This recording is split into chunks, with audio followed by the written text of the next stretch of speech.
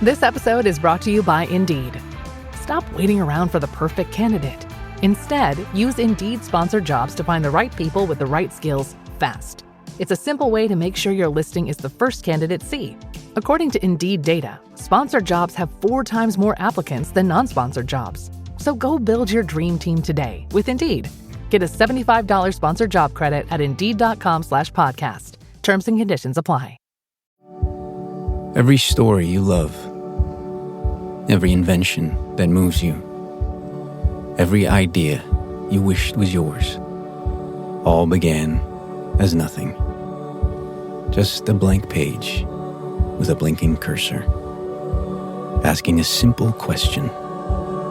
What do you see? Great ideas start on Mac. Find out more on apple.com/Mac.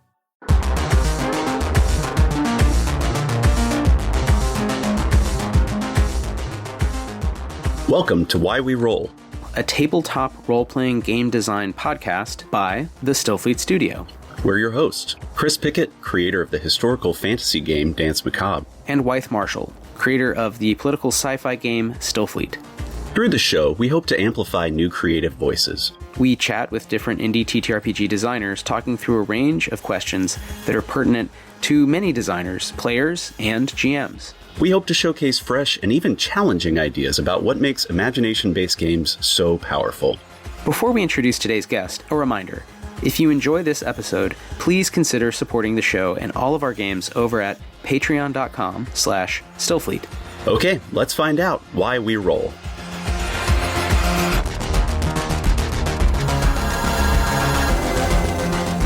What's up? Hey, how's it going, Chris Pickett? Hello, hi, Wythe Marshall.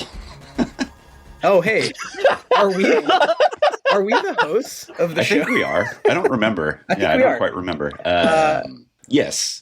Well, there's a lot of people with us today, but for those of you tuning in, this is Why We Roll, the tabletop game design podcast from the Stillfleet Studio, and we're your hosts, and we have 3 guests. That's right, not 1, not 2, but 3 guests from our wonderful fellow, podcast that we like listening to, Dungeons and Drama Nerds, and that is with a plus sign, not an ampersand. That's right. Very important. You can find it by Googling it using any version of and, but it is a plus sign. You could hear it when I said it, right? The plus sign? Yep. I tried to pronounce it right. Yeah. Okay. Yeah, there was a... Yes, it's pronounced and. So we have Percy, Hornak, Nick Orvis, and Ben Ferber. Thank you all so much for joining us. Thanks for bringing. You have a bigger crew, right? A large chunk of your crew, and we look forward to talking to all of you, but collectively about Dungeons and Drama Nerds. How many people are we? Like 12. Counting with varying degrees of participation. It's higher than that. I think at this point we've got about 16 sort of regulars who we consider our ensemble, and then lots of people who drop in for a show or two. Nice. Well, for folks who don't know Dungeons and Drama Nerds, I think it'll be pretty obvious why we're having you on. But do you want to say a little about one? I don't know if this is if I should be directing these questions to all of you or one of you in particular. But can someone or all of you doing a game of what's it called?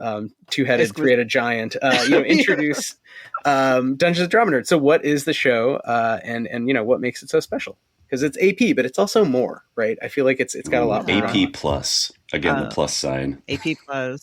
And AP and. I feel it's an important part of the lore of the podcast to mention that the reason that we decided to make it is because I made a tweet about how many lesbians there are in the world of my homebrew D&D game that I was playing at the time. And our friend Todd Breinbach commented on that tweet and was like, another topic for our theater and TTRPGs podcast that nobody needs to listen to, but we should make anyway. And then the 3 of us were like, wouldn't it be funny if we made this podcast? And then 5 years later, here we are. we're still making the podcast.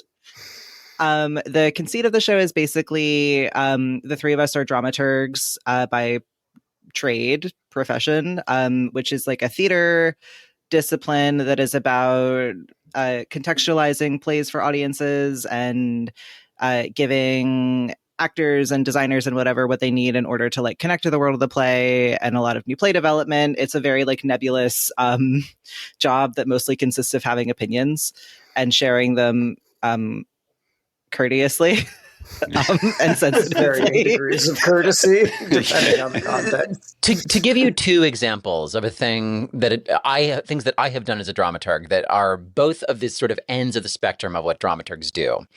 I dramaturged a play at the Williamstown Theatre Festival, and it was a William Inge play that had not really been done. It had been written, and no one ever produced it in any major way. It's called Off the Main Road.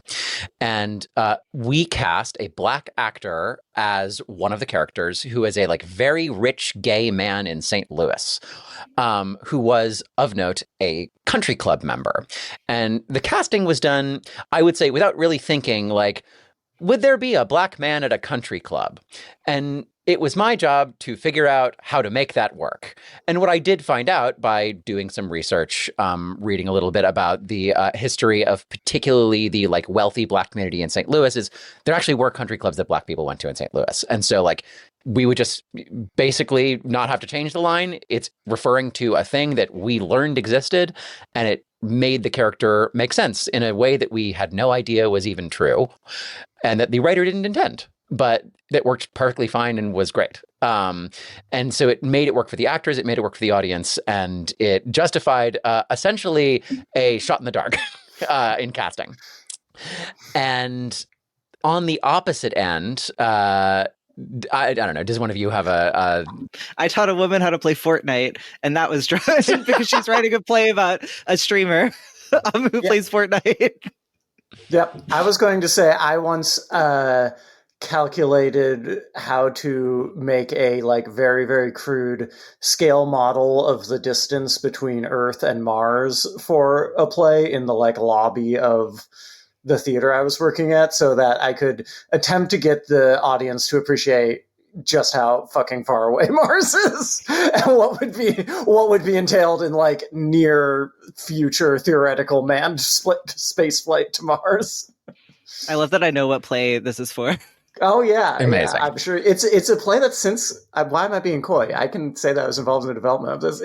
It's Amy Berryman's Walden, which has since gone on to become enormously successful. I would say by the standards of new plays in the American theater. I was involved in a very tiny way at one developmental reading. We've talked about it on the podcast because on the podcast that we do, we do actual play, but the premise is like not to produce entertainment oriented actual play. It's to play games to have a sort of like record of like, here is what they are like at the table. Not to be a nerd about it, but like there's an Evan Torner chapter that I really like that talks about the origin of actual play as like actual play reports on role-playing game forums, so that designers could hear like, what does this actually look like in play? And that's a lot closer, I think, to the intention of what we're trying to do, although we certainly would like them to be fun to listen to also. That would be cool. And then we alternate episodes of that with commentary episodes, which are sometimes it's us talking about plays or interviewing a guest about something, or one of us has done a lot of research and we want to talk about it, or something like that. It might be like an investigation into a topic or an interview, or us just kind of chatting about an idea that we think is cool related to the actual play and understanding like how that game system tells stories in a dramaturgical way.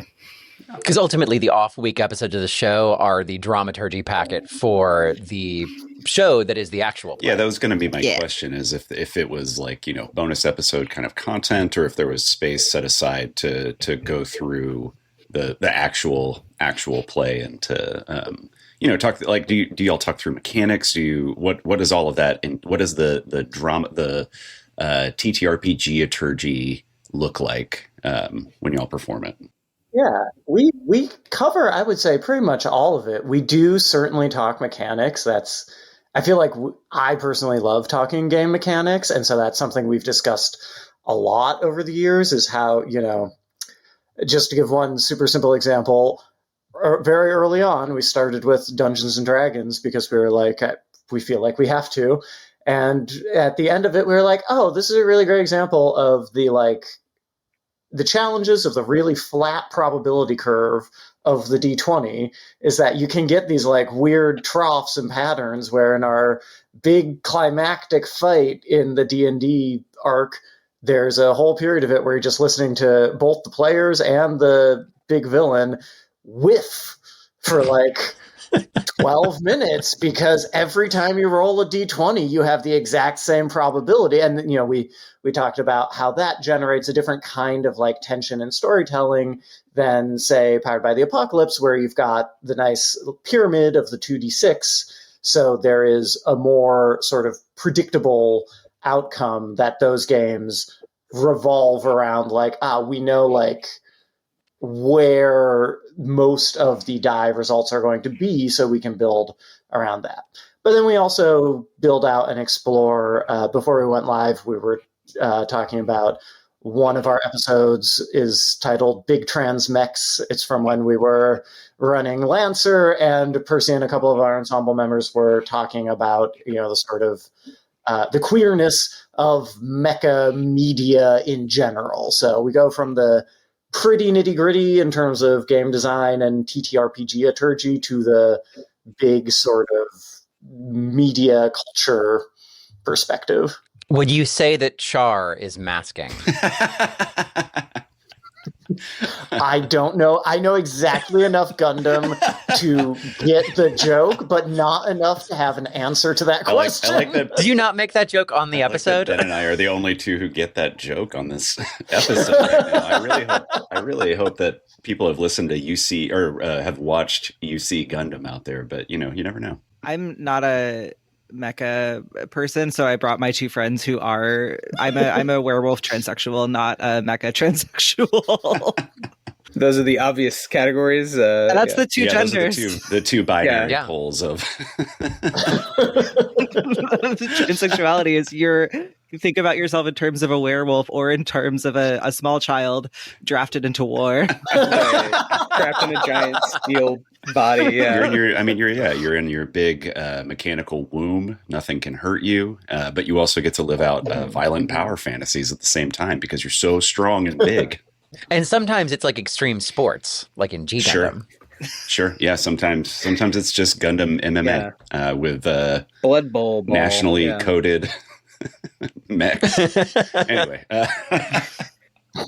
Well, but I think that there is sort of a genuine like dramaturgical perspective to like making stupid jokes like this, but also to like looking into, say, like the genre of mecha vis-a-vis the game of Lancer, which is you're going to be telling a mecha story. You are characters in mechs that also have like the fun thing about that game is that half of it is basically Powered by the Apocalypse, where like you're just people outside a mech like solving a mystery that usually involves the mystery ending with, and now we have to get in our mechs and fight.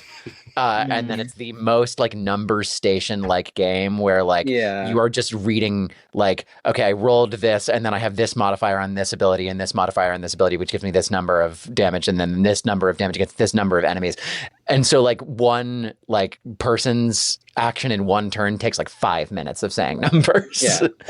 It's also a genre, and I just have to say, as in terms of TTRPG history, that it's fun to see like Lancer become popular in the way that like Jovian Chronicles in the 90s didn't. And I don't know if Mechton in the 80s ever was super popular. Like there was a series of books, but it's just reading them, the artifacts. Like it's the same game over and over of like we're normal people, but sometimes we have to hop into a giant mech and go punch other giant mechs. And like, let's think of all the reasons that could happen and create like frameworks for sort of interesting real worlds, but then all you're doing in terms of the real like gameplay aspect is rolling a shitload of dice and trying to figure out if you hit someone in the upper left pec or like the upper back left right pec quadrant or whatever, and how many like armor points versus health points, versus fatigue points. So yeah, it's great that like somehow that there was the timeliness with Lancer, and I don't know, like Twilight of the DNC, Rise of Trump, like people are like, I don't know, maybe mechs is a thing. I wonder too if that's an artifact of Mech Warrior and kind of like the wargaming, origins of like Warhammer becoming bigger in culture alongside D&D. Yeah, Interesting. that, but also like specifically Mech Warrior as the tabletop war game, which is very much about like where you allocate hits on a mech's body and things like that. Well, BattleTech, that's what I meant. Not Mech Warrior. There's a BattleTech, long thing. Mech Warrior is the video. It doesn't matter. Yeah, we could. There's a whole universe we can go into, but that's but I think also just like plot wise, thinking about like the idea of that, like of Lancer being popular because of the political moment we're in. The interesting thing about that season is that the GM Julia Doolittle, who is a playwright like most of our GMs, she read the scenarios for Lancer and the setting of Lancer and sort of looked at this like utopian government that sort of is essentially expanding out into the galaxy and said, well, I don't want to be near the center of the galaxy because that's boring. Like, I want to be at the edge of the galaxy where it's like this weird libertarian hyper-capitalist dystopia. And like the main characters work for like a corporation that's pretending to be the government because that was a more interesting story to her. And so she took out but like eschewed the central politics of Lancer to do politics that she was interested in doing a story in. Which is great. And that sounds maybe like a dramaturgy. I don't know. But, taking the framework of the game, the structure of the narrative, and then, inverting it or changing it or hacking it or focusing on one element. And so I can see how thinking about that in terms of plays and how plays are produced and experienced by audiences in different times and spaces would translate into how our games played and felt at the table. And to Percy, what you're saying, kind of this record of like, it's not about the AP. It's about like, what did it feel like, right? Playing it. So before you go deeper into that, the traditional opening question is, how did y'all get into games? And there's 3 of you. So again, I don't know, maybe we'll cut this up, Chris, interestingly into a weird, audio concrete, like we get like kind of random words and we have to piece together. I would just layer all the tracks on top of each other and let our audience figure it out from there. All at once. Choral storytelling, yeah. I can go first. Yeah, go for it, Percy. I started playing tabletop game. I started playing video games when I was really, really young because my mom, I used to stay with our family friends often when my parents did not want me to be there for a weekend, in like a nice way, not like a scary bad way. But they had an Xbox and I played through the game Fable once each time I stayed at their house. And then eventually they just gave me the Xbox and their copy of Fable and the other Xbox games that they had. So that's how I got into games writ large, but I got into tabletop games when I was like 13 or 14 and I went to Girl Scout camp, and I don't like being outside is a thing that's true about me. And there was like a group of us who were not really interested in camp activities. So I ran a D&D, I think 3.5 game for us at summer camp. And now I am a forever GM. I see the strings now between Fable and then D&D when you're very young. It makes sense that you are not a mech, you are a werewolf person. Thank you. And then to like complete the thread, I became like academically interested in games. I do game studies and trans studies in my research academic life. I designed an ARG for my master's thesis, which was very fun. And that's sort of the place that I've landed as most interesting to me, is like alternate reality games, pervasive games, and LARPs are really my sweet spot right now.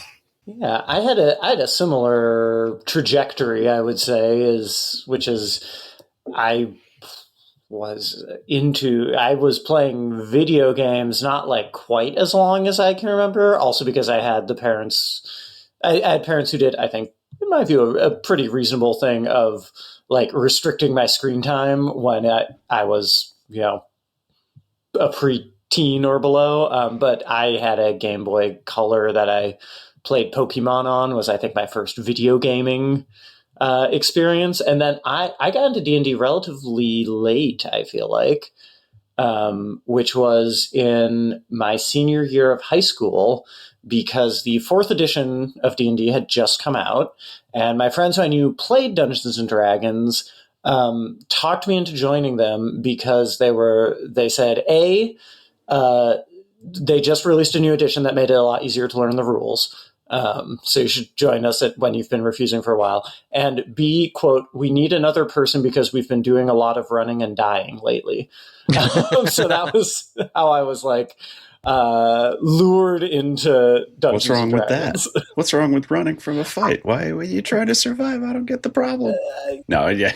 I mean, yeah, but they weren't having, I guess, as good a time as they wanted. So yeah, I fell into D&D and then have sort of reasonably slowly expanded from there until I started this podcast, when I very rapidly expanded, and have been sort of into weird tabletop games ever since. And also, I'm a little bit less, Percy and I are both academics, and I am a little bit less firmly in the like game studies world than Percy, but I am currently researching sort of gameful applications in theater like performance. So theater performers or creators who are really usually deliberately and certainly obviously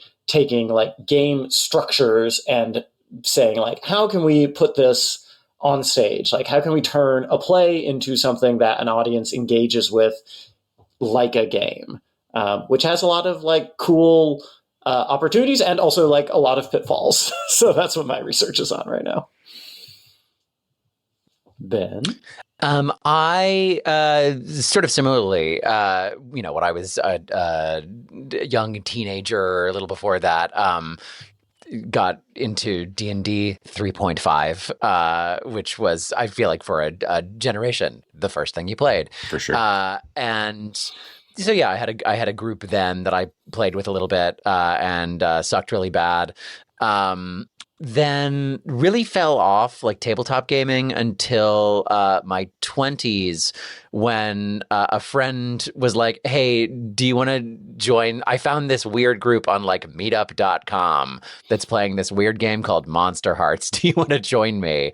And so like my friend and I went, and then like, for I think a year or two, we played in this group every 2 or 3 weeks at a weird cafe in Midtown. Like the second floor of one of those like bodegas that has a buffet in it. I was going to say, was that the like Rose whatever? It's like right off Times Square. It's like near Madison Square Park is where we went. Oh, okay. This is a different one than the weird cafes I went to in Midtown for tabletop meetups. Okay, incredible. Yeah. And it was sort of then that I sort of figured out the thing that I like to do as a player, which is try to create a character that breaks it as much as possible, like conceptually. So I was a ghoul, which is basically a zombie, except for my character was the brain of like 120-year-old man in a teenager's body doing market research. So I was sort of a like weird like golem Dorian Gray. And then if I died, because they can die and come back, essentially my brain would just rocket out of my head back to a lab and be put in another body. Can you share your character for Lancer? Because it's my favorite one. It is a good one. Yeah. Yes. So the Lancer guidebook says like you are human. That is a thing that it tells you about your character. It says, and it's like in bold, it's like, you have to be human. And so I said, no, I don't. I'm a cat. And so what I played was, I was a science experiment called 18,000, which was the brains of 18,000 cats that had been linked together with cybernetic hardware to create one sort of hive-minded being with roughly the intelligence level of a human being. And the sort of military goal of this being was to do surveillance. Well, you can see 18,000 like cats worth of things in your life and like remember them while all of them are sleeping and one of you is awake as sort of an avatar. Isn't that amazing? And then it like didn't work because it was cats, and so everything they looked at was boring. And he was like, "Okay, well, you're a mech pilot now." Does that mean, so if you were made of 18,000 cats, does that mean that you have 162,000 lives? Well, the thing about Yeah. Lancer is that you're immortal. So if your character dies, you can be like reprinted. So like no matter what the deal with your character is, like you can be a cyborg, you can be like a human who like gets backed up every once in a while at Mickey 17 style. It doesn't really matter, but that's a thing that you can do. And so my thing was great. They put the like transponder in another cat to be the like avatar cat. Ben, I have to say, I think that might be also my favorite Ben character. But Thank you. I do also have to compliment your character in the very long-running, years-long Stillfleet campaign we played together. So I don't know if you want to also say that one, just because I think it's like such a good, weird summary character for like the party talking, know-it-all, Ocean's 11 style, problem solver.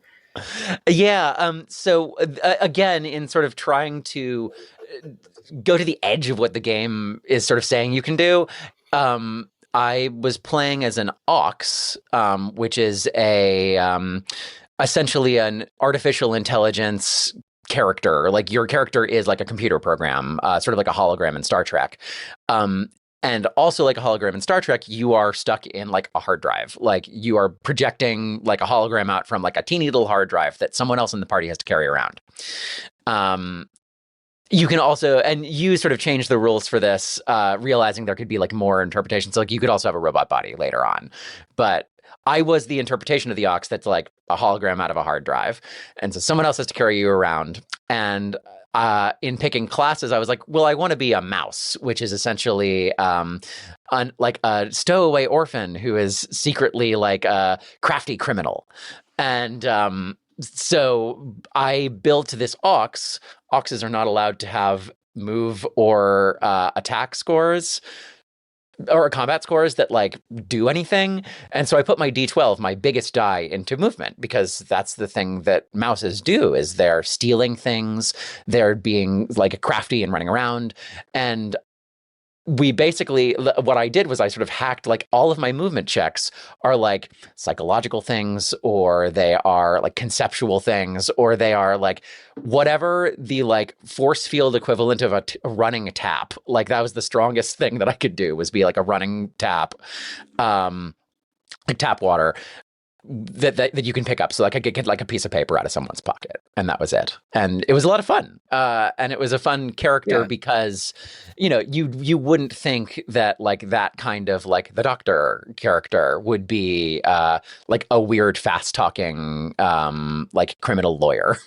Yeah, I mean, I had brought it up actually because the projection, which was many games in, when our friends asked, "Wait, what do you actually look like?" We're imagining a hologram of a human. You're acting like yes, a hologram of a human.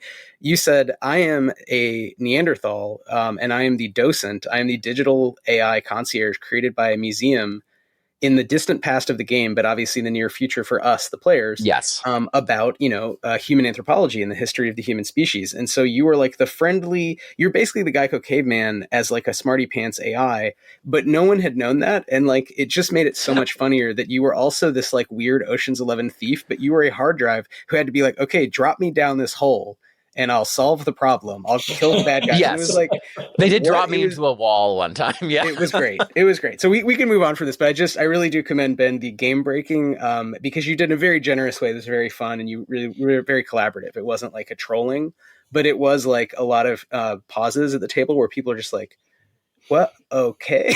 How does that work? Yeah. Amazing. So y'all have played a lot of games on your podcast. True. We've talked a bit about D&D, obviously. We've talked a bit about Lancer, but even just like kind of scrolling through your past episodes, your past seasons, you've got, again, D&D, Bluebeard's Bride, Kids on Bikes, Thirsty Sword Lesbians, ARC. You're currently going through Our Haunt, I believe.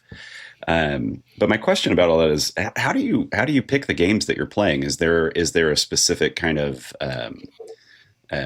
what's the word I'm looking for? Is there a specific reason? Is there are there specific elements that you're looking for in a game, or is it more of just like looking at the landscape and saying this looks interesting or this is popular? How do we dive into it? However you want to take that. I'll say, and Percy can correct me, but two things are related but slightly separate because it's changed a little bit over time. One is I mean, obviously the fundamental thing is like things that we find exciting. The second is things that we think will be something interesting to talk about that we haven't talked about before. So just to give the sort of example of this, I have played a lot of second edition Pathfinder in my life. I really like that game. I think it's a fun, like if I'm going to play a fantasy themed tactical fighting game, I really like that. I have never suggested bringing it onto the podcast because I'm like, we did D&D, like we did a D20 fantasy game, and I don't think there's enough for us to like talk about in there. Like those two games are too similar, even though I vastly prefer the one we haven't done. Like it just wouldn't give us anything new to really talk about. And then the other thing is, and this was more true in our first couple of seasons, we used to, because we and our co-producer, who is still with the show but has stepped down from being a producer, Todd Backus, all three of us have worked in regional theater. When we began, we approached it sort of in the way we had been trained to, as though we were thinking about a like regional theater season of shows. So the first two seasons were also picked with an eye to some like, you know, variety and rhythm of variety. Particularly, I think the second season where we did a very deliberate, like we did Blades we did 5 shows in the second season, which was too many. But we did, you know, we had 3 shows that were sort of longer, broken up by the 2 shorter ones. And we tried to arrange them in a way that would give you some like nice tonal shifts. I think it was Blades in the Dark, and Bluebeard's Bride, and then Bluebeard's Bride, and then we lightened it up with Kids on Bikes, and then we got really silly with Oh Dang Bigfoot Stole My Car with My Friend's Birthday Present Inside, and then Lancer kind of capped us off with a nice big epic, you know, mech fighting thing. And since then, season 3 was also planned that way, but since then we've also been like, wait a minute, we run a podcast, not regional theater. And so we've shifted to a production model where we are more always choosing the next thing rather than tying ourselves to like, these are the 5 things we will do in the next year, which as a, you know, very small operation also gives us more room to be like, oh dang, this thing is taking longer than we thought. We don't have the sort of like self-imposed pressure of like, we said that these 5 things would be our next season, so we have to get them all done in some sort of like time frame. Is there anything I left out? No, that's like philosophically where it's at, is like, is it a system that we haven't done before? Because like also we have played some other games that are inspired by the Powered by the Apocalypse system, but other than Thirsty Sword Lesbians and Apocalypse World, we haven't played another straight up Powered by the Apocalypse game, because mechanically they all just start to feel really similar, and because our show format requires that we have something interesting to say about the game system, we go often with game systems that we think are really interesting. But I remember for our 3rd season, we had like an ensemble caucus that Ben was a part of, where we all read like maybe... It was like 20 games, right? We read like 20 games. And I remember all of those conversations were really interesting, actually, because a lot of we read this game called Blood Feud, and like, no hate or no shade, but we were all like, this is like a very interesting thought experiment, but it's not actually a very interesting game. And like, Nick and I, in fact, are planning to talk about Blood Feud on one of the commentary episodes for our Stillfleet campaign that we're going to do. Spoilers. Coming soon. Yeah. Because it's like, has a really interesting thing that it is trying to say, but not particularly well, we would argue, or at least not in a way that is fun to play as a game. Yeah, I was going to say that's the other fundamental thing that I sort of alluded to, but didn't mention. You know, everyone in the ensemble is sort of like, I see what's trying to do, but I don't want to play this game. You know what I mean? Which is a problem. Well, I feel like that's common with indie RPGs, which is not shade. I think it's a nature of the experiment, right? Because big RPGs have to succeed, right, monetarily, and they have production staff and they can pay to do playtesting, and they're thinking about kind of market logics, like what do buyers want. So they're kind of reactive more and thinking about the center of gravity around D&D and Pathfinder and whatever. Whereas indie games, you don't have to do that. You don't have that constraint, but that means sometimes also you're putting up weird conceptual stuff that, like, even if lots of people like reading it, it still kind of isn't fun to play. And I think there's a lot of Emperor New Clothes games out there that are not bad, and I don't think they're bad for the world or shouldn't exist. They're just not that fun to actually play. They're really cool to read. They might have cool art. It's just kind of like at the table, you're like, yeah, I'd rather be playing maybe in your case Pathfinder, in my case, something else. But it's like another game with a more robust kind of play tested system. So I think that's also, there's a spectrum between like really robustly play tested, made for kind of lots of little design game loops, ludonarrative loops where you're getting those dopamine hits, all the way to like this sort of Philip Glass or like, a Jackson Pollock games where it's just, or what, it's like kind of what is it games. And those still are fun to like, and I've played a bunch. Actually, I think I would say like a lot of, I would say Vex, you hit a nice middle spot of like fun games that are very conceptual. Vex is in the chat, but also while being conceptual, also actually fun to play. We just play tested a new one that I don't know if I'm allowed to shout out, but yeah, Vex has a new game that's fun where one of you is a god and the others are supplicants who like have to do a challenge, and it's like a fable kind of game. Anyway, it's fun. Hell yeah! But I feel like I've read lots of versions of that aren't as fun, if that makes sense. So I love what y'all are doing because I feel like you're very ecumenical. Which Chris and I talked about when we started the show, like really treating all these games equally and just being like, yeah, I'm curious, like, let me read it. And in your case, you're going deep and playing it and bringing in all these kind of dramaturgical references and whatnot. So yeah, I mean, I feel like it dovetails a little, Chris, with some of the things you and I wanted to do. And we're like, what if we did a podcast and just talked about different games? You know what I mean? Yeah.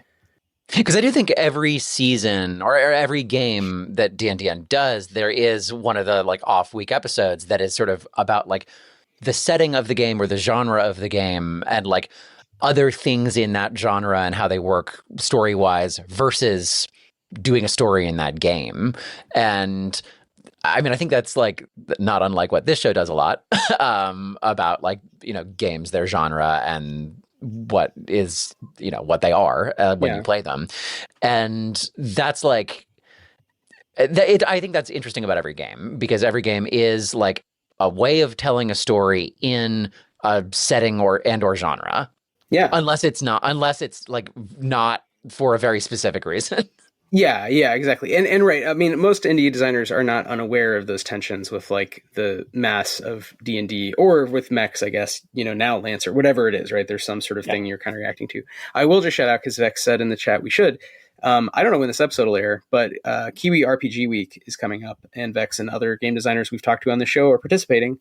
And that game I mentioned, Trials, which is super fun, short game that's on itch, will be part of that. So if you're interested in a game where you play through sort of fabulistic, very short RPG encounters where a god asks you to do something, and it is one of these winnable games, Chris, which you and I played a winnable game of Eric Silver's that was fun the other day. We sure did. I'm new to this whole genre of games you can lose and win. I don't play those. That's so crazy. That's like a board game, but real. Yeah, you can be a victory. Yeah, I don't know. With Model Our Nations by Eric Silver, you do specifically get victory points at the end of the. I forget what it's called in the game, but they're victory points. So there is some board game. Yeah.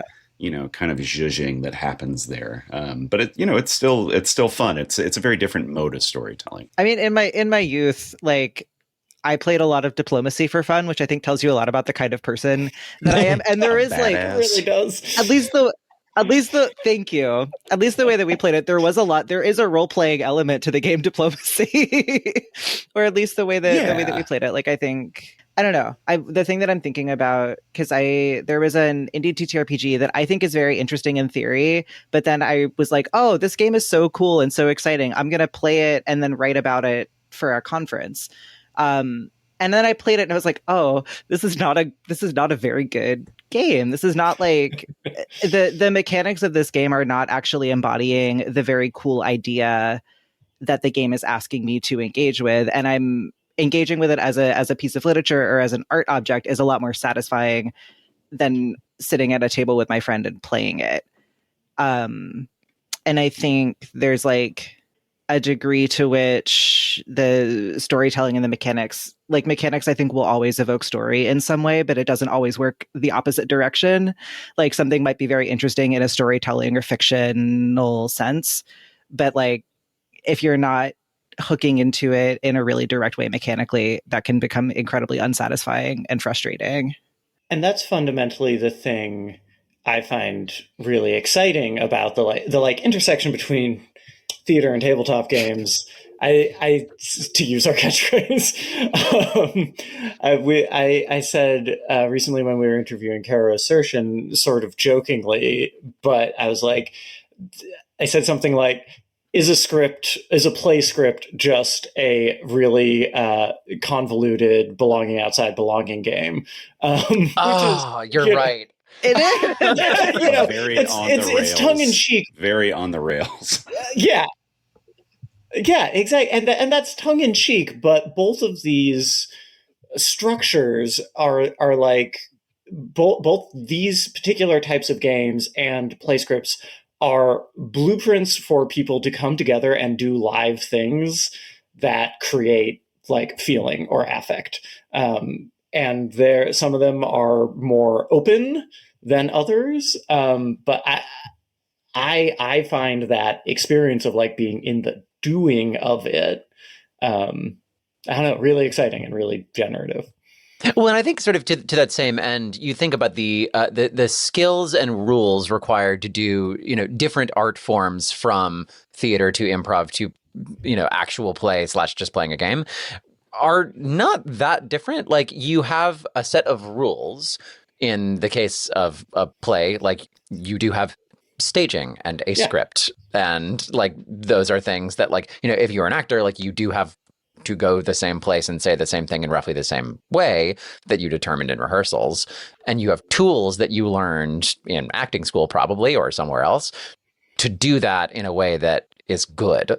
And playing a game is not that different. Like you have rules to the game that you have to learn and use and sometimes reference and like do math in that let you play the game, and you do also play it on a schedule usually, and you sort of with the same people to the same end, which is, if you're with a group of people, like to have fun, and if you're on an actual play, it is also like to have fun and like be entertaining.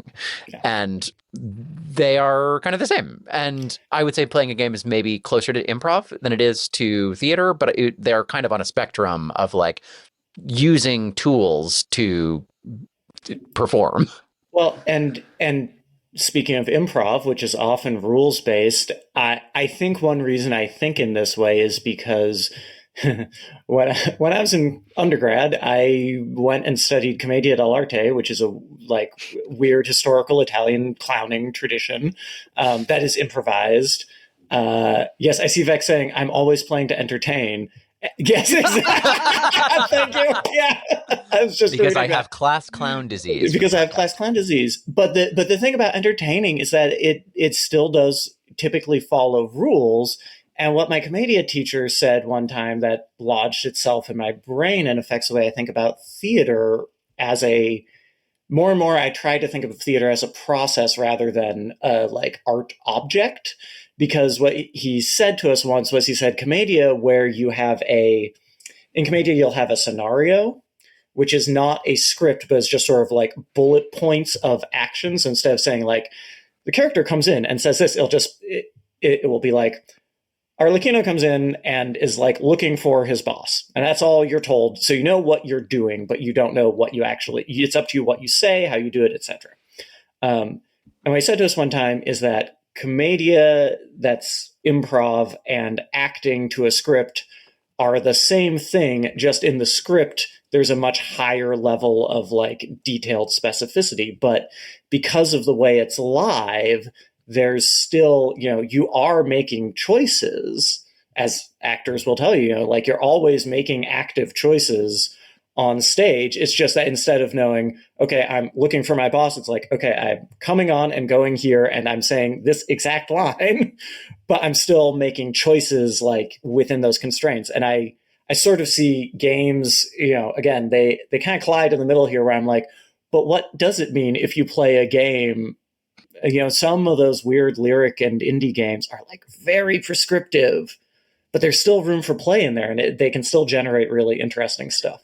Well, I think some of it is like a spectrum of not just scripted theater to commedia dell'arte or improv, but also to ritual, right? And the sort of anthropological gaze of like, which I think has more to do with the audience. So I think it's turning from an outer audience toward an inner audience at the same time that you're going from the granularity of a script, where like, if you think of a Hollywood movie at one end, where every single moment has been, produced to death. 15 different AIs have shown people in 17 countries, and they've voted on every line, all the way to like kind of a ritual that's very secret and sacred, and for a small group of people. And not only is it not streamed, but like they don't even talk about it, And I think there's a whole, there's a lot of room, there's a lot of wiggle room and fun you can have with kind of thinking about how these things feel very different, but in some ways are the same. They're people putting on masks. They're becoming avatars, and then they're doing weird, zany, funny shit. And half of the time, it is just to entertain each other, whether, the other being out there or like my friends around the table. I mean, there is a straight line from the Kork Dithyram, which is one of the earliest recorded Greek religious rituals that was a performance, to the season 2 finale of The Rehearsal, which is a television show about flying planes. Can we get that word again? Kork Dithyram? The Kork Dithyram. Kork Dithyram. Yes. Dithyram. Sounds like a rapper from Atlanta. It really does. It was a rapper from Athens, circa 600 BCE.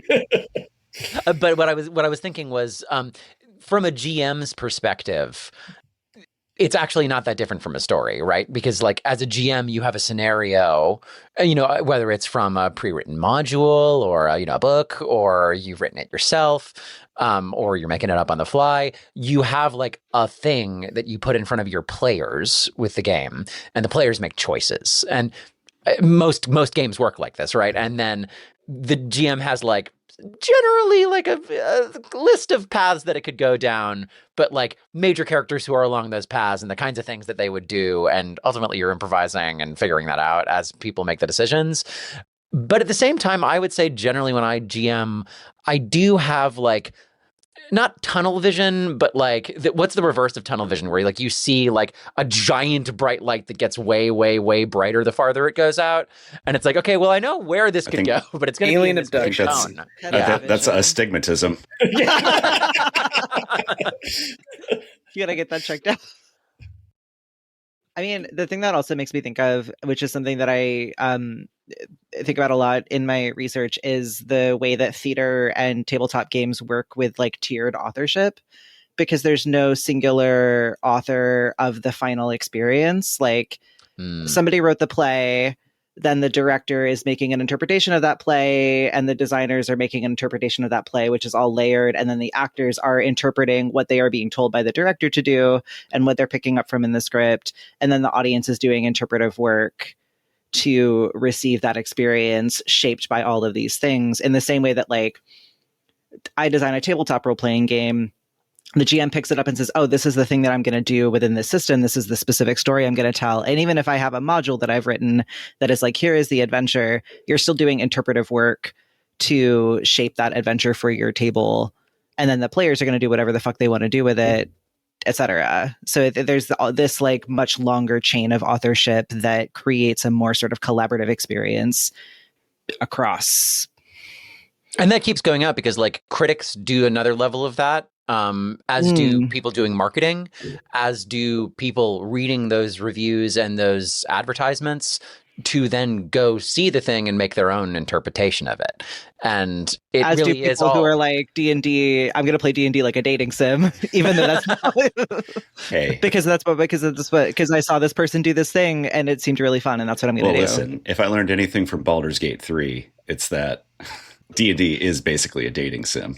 I have not played that game, but as far as I can tell, it is about the relationship. I would say it's about fucking a vampire, right? It's about fucking that one guy. Or the bear. Choose. A vampire, a half-demon, a drow, a Githyanki from an outer plane. Like you take your pick. But a lot of people seem to have chosen the vampire. Oh, he's very sexy, I will say. Yeah. Anyway. My last experience of video games was World of Warcraft, which was a bunch of people standing around pretending to be orcs or like bison people, I think, and being like, hey, do you want to join my guild and go on a raid? And then someone else be like, this is an RP tavern. You need to RP. And it's like, I am RP. In the world of the game, I, an orc, want to go on a raid. As my and it was character. instantly... Exactly. Dude, if they were using...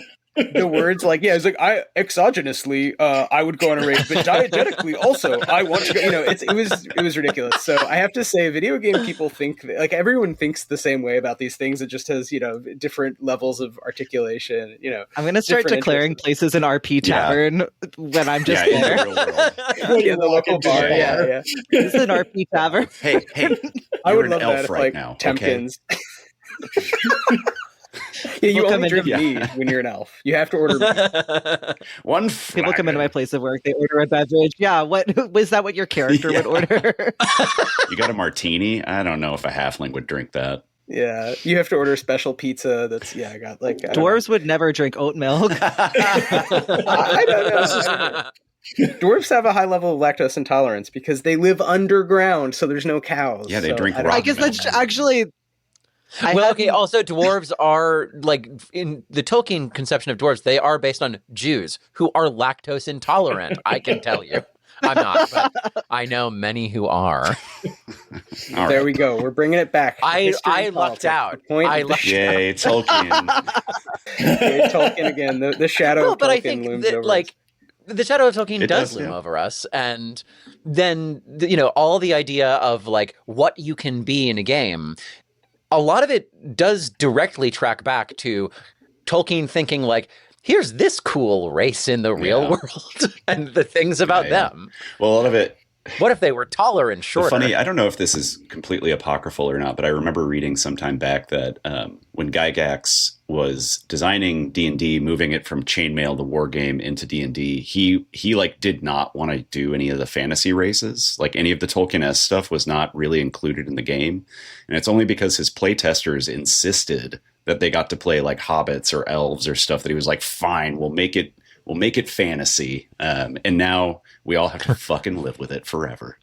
I'm told I'm far from a Gygax expert, quite the opposite, but I am told that because Tolkien is so popular, we, the tabletop community, consistently overestimate the influence of Tolkien and underestimate the influence of, I think it's Michael Moorcock. Oh yeah, we definitely underestimate the... Thank you so much for saying that. Michael Moorcock is so good. Michael Moorcock, the Eternal Champion cycle. It's beautiful. It's amazing. And I think was Tolkien, if I'm remembering correctly, because I have not read Michael Moorcock, but I think he was the one that you got to read Elric. I think he's the one that Tolkien was more enthusiastic about, or excuse that. Yes, Gygax well, Gygax was really into like remember. I'm blanking on it. What's Dying Earth? Jack Vance. Jack Vance. Jack Vance. Yeah. I thought you were going to say losing money. Well, that too. He was big on that. Yeah. That was coincidental, actually. Yeah. But it is fun to think about. I know on this show we talk a lot about the history of RPGs, and we talk about history and politics because Chris and I really like that. But I think it's interesting that your show has a lot of parallels. But it's funny how these spheres don't always overlap. Like I just don't know enough about theater. So when you talk about some of the playwrights and stuff, I'm Googling. But it's all new lore, so you might as well, you could just make stuff up. Which I don't know if you've seen, this is a side note, but we talk about AI sometimes as we're pretty anti-generative AI and just most AI. There a lot of the book club lists that going around have had totally hallucinated, but plausible, cool sounding titles by famous authors. And some of the authors would be like, I definitely don't have a book of that title that you should read. Like that would be awesome. But that's not a thing. Didn't one of those get published in like the Chicago Sun-Times? Yeah. Or something? Yeah. Like an actual newspaper published a recommended reading list that included a book that didn't exist. So there was a list of summer reading that got published in a bunch of papers that features a bunch of books that do not exist. So they're real authors. But then there's like, this was just like reposted everywhere. And I think it's interesting that it goes to like the death of journalism, that people just picked it up and were like, yeah, this looks plausible because the authors are plausible. The titles sound good. But I think that's, I don't know. There's something about that.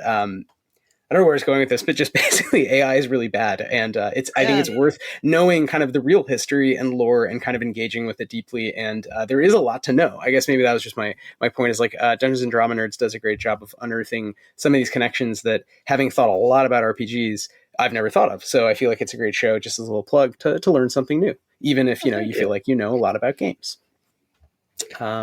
That's not a question. I was going to say it's very nice of you to say that, because I feel like I'm still my entree to tabletop RPGs was so gradual at first that I feel like I'm still playing catch up on the history and like rich diversity. Like, I don't know shit really about the like 80s, 90s. By the time we get to the aughts, I'm starting to be like backwards familiar with it, but there's a lot of stuff that I just don't know. Well, it helps, Nick, if you're 40 or 40 something and you were unpopular as a child, then you'd know way more about games. You are youthful, sprightly, however old you are, and obviously had a great childhood. So you don't need to know anything about these games until the OSR. They start getting good around 2010. Nick is 61 years old.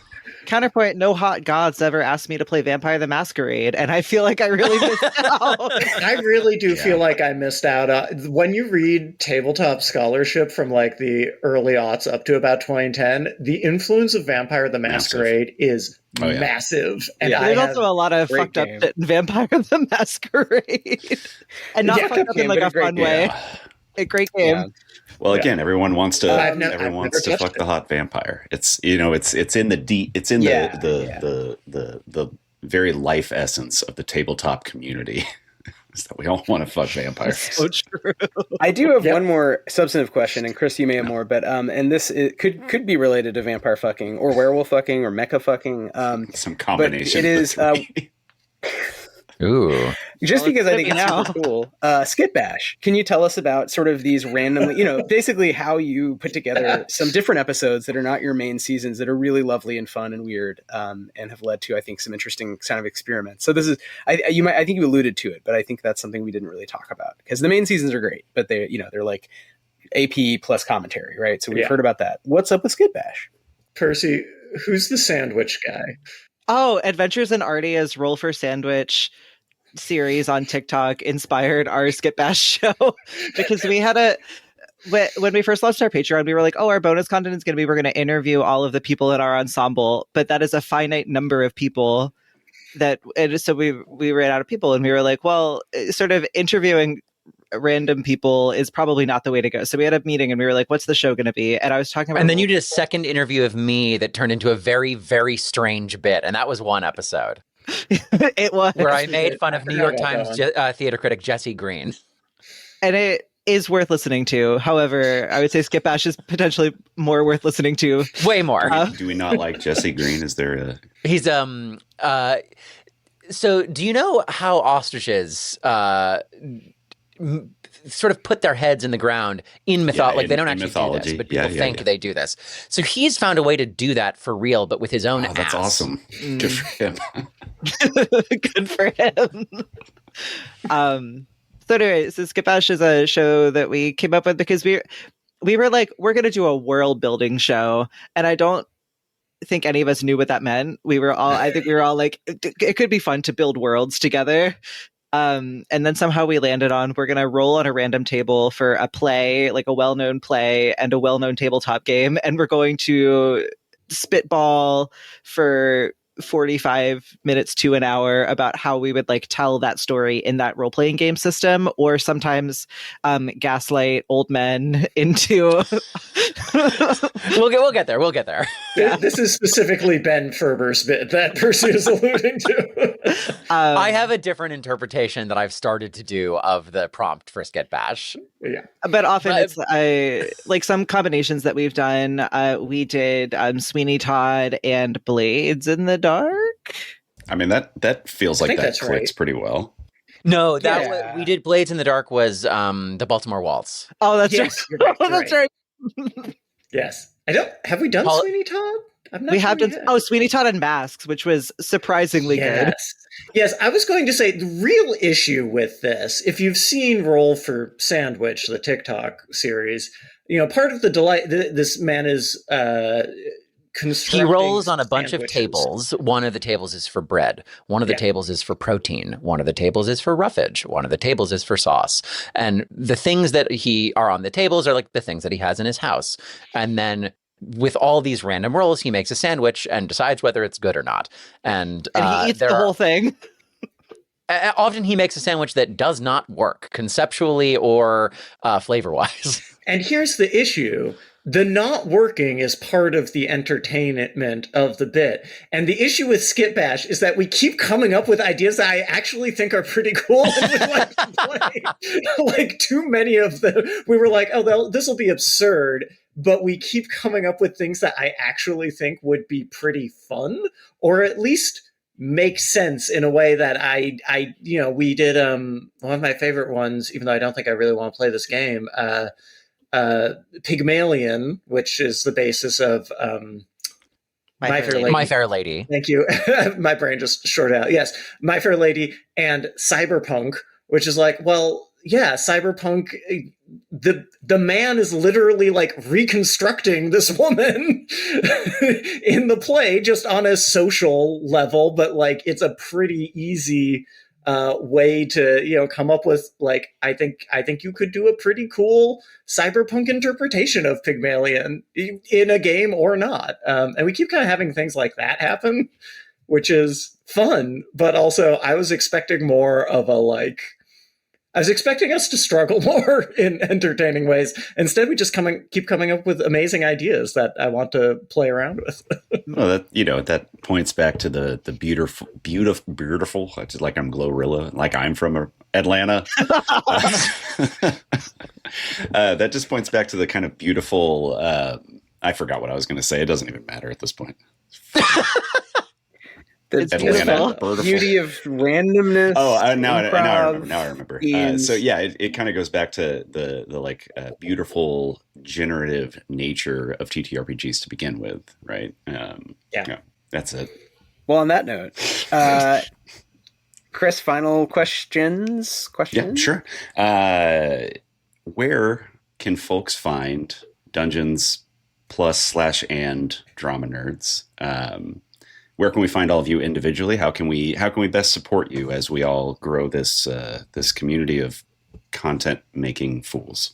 You can find Dungeons and Drama Nerds at our website, dungeonsanddramanerds.com. And our social media handle on everything is DN Drama Nerds.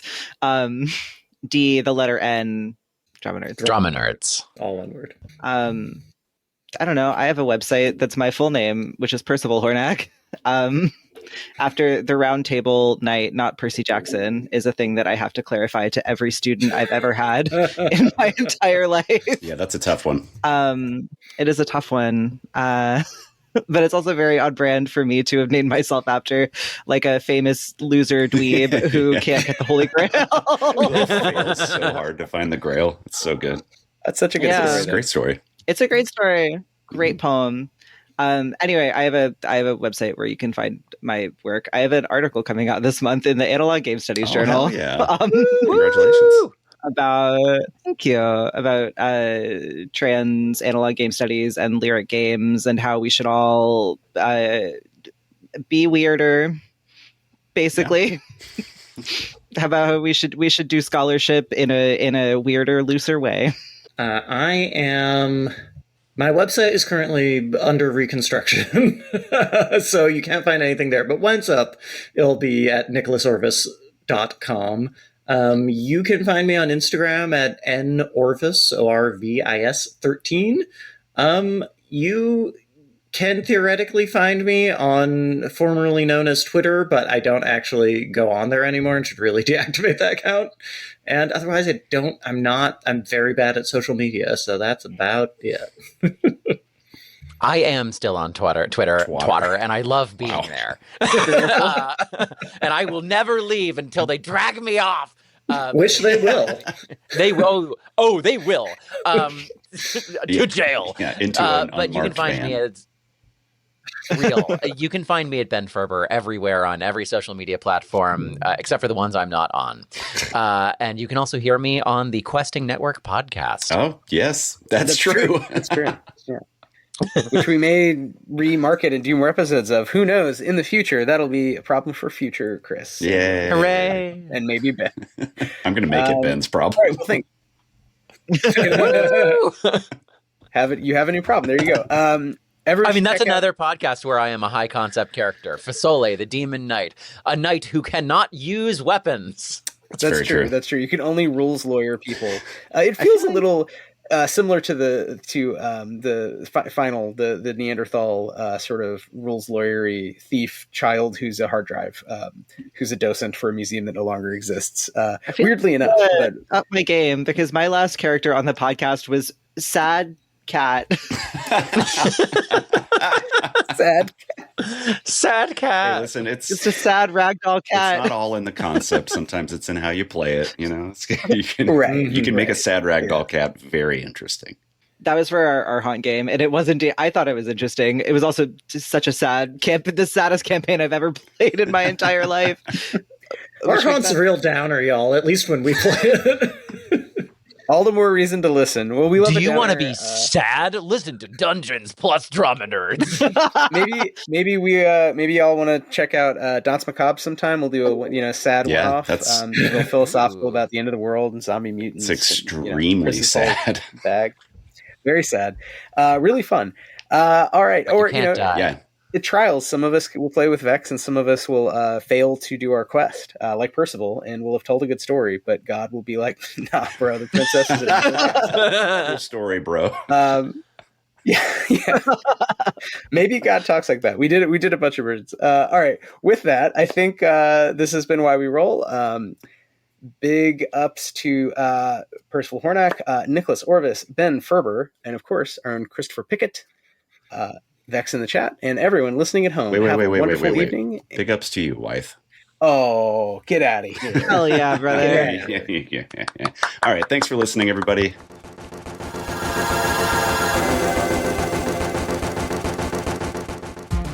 Thanks for listening to Why We Roll. Our theme music is by the brilliant Sam Tyndall and Arpline. If you enjoyed the show, please subscribe wherever you get your podcasts. You can find us on all social media at Stillfleet.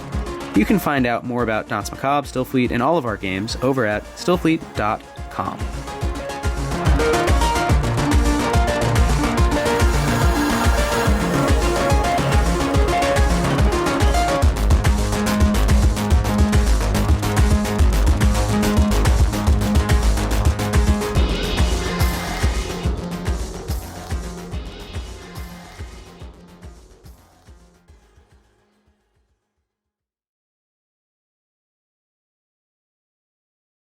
Hey there, I'm Hugh from Moderation. If you like today's episode, why not check out the next session? Your D&D Agony Aunt's there to answer all of your questions. Join Adam and Alyssa as they answer questions sent in by listeners like you about how to solve the problems that come with running and playing in all sorts of different tabletop scenarios. Available wherever you get your podcasts.